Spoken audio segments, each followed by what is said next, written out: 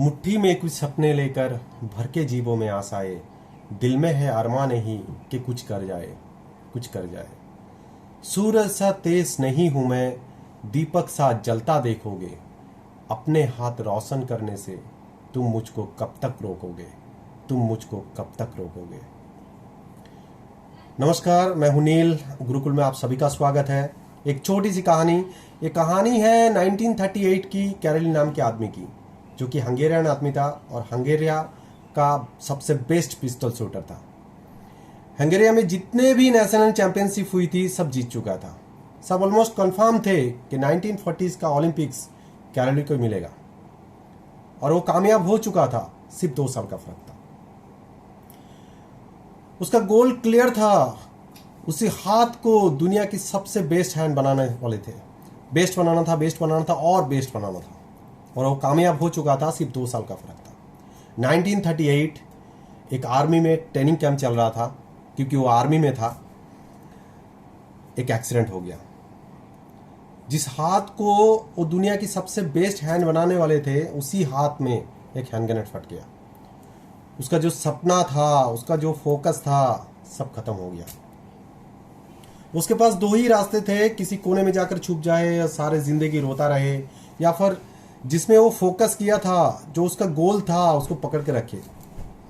उसने वही किया। जो चला गया उसके ऊपर नहीं, जो उसके पास था। क्या था? एक लेफ्ट हैंड, उसमें फोकस किया।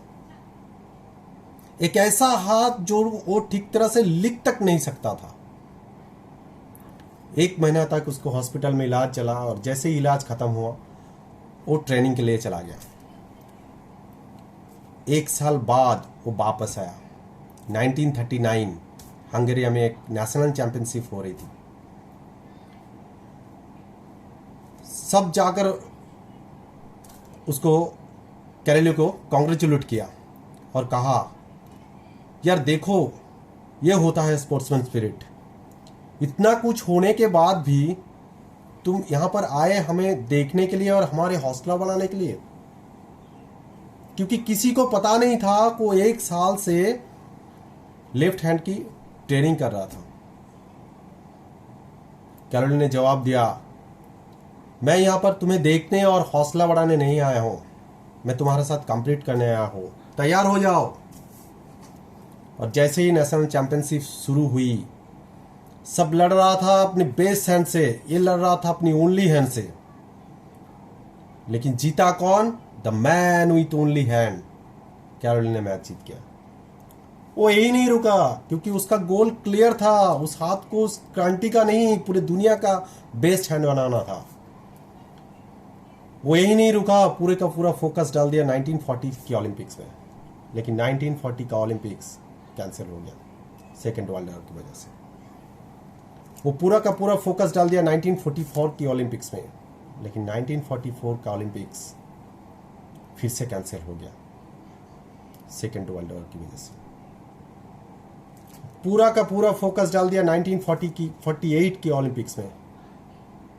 जब 1948 की ओलंपिक्स में गया, वहां पर दुनिया की सबसे बड़े बड़े बेस्ट पिस्टल शूटर आए हुए थे। सब लड़ रहा था अपने बेस्ट हैंड से, ये लड़ रहा था अपनी ओनली हैंड से। लेकिन जीता कौन? The man with only hand. Caroline ने गोल्ड मेडल जीत लिया। वो तब भी नहीं रुका। 1952 में दोबारा ओलंपिक कंप्लीट किया और गोल्ड मेडल जीत लिया। और इसके साथ ओलंपिक्स का पूरे के पूरा हिस्ट्री बदल के रख दिया। इस पर्टिकुलर कंपटीशन में उससे पहले एक साथ 2 गोल्ड मेडल किसी ने नहीं जीता सिवाय कैरोलिन के। किसी विनर के पास चले जाओ, बहुत सारे वजह होगी जो करना चाहता है। किसी लूजर के पास चले जाओ, बहुत सारे वजह होगी, बहुत सारे वजह होगी, बहानों होगी। उन बहानों की बहुत सारी लंबी लिस्ट होगी जो करना चाहता है, जिसकी वजह से वो फेलियर हुआ है। और दूसरी तरफ किसी विनर के पास चले जाओ, बहुत सारे वजह होगी, बहुत सारे लंबी लिस्ट होगी जो वो करना चाहता है, करना चाहता है, और एक चीज वो कर जाए। My dear friends, life is waiting for you. Give your best shots. One thing, never give up in life. Thank you.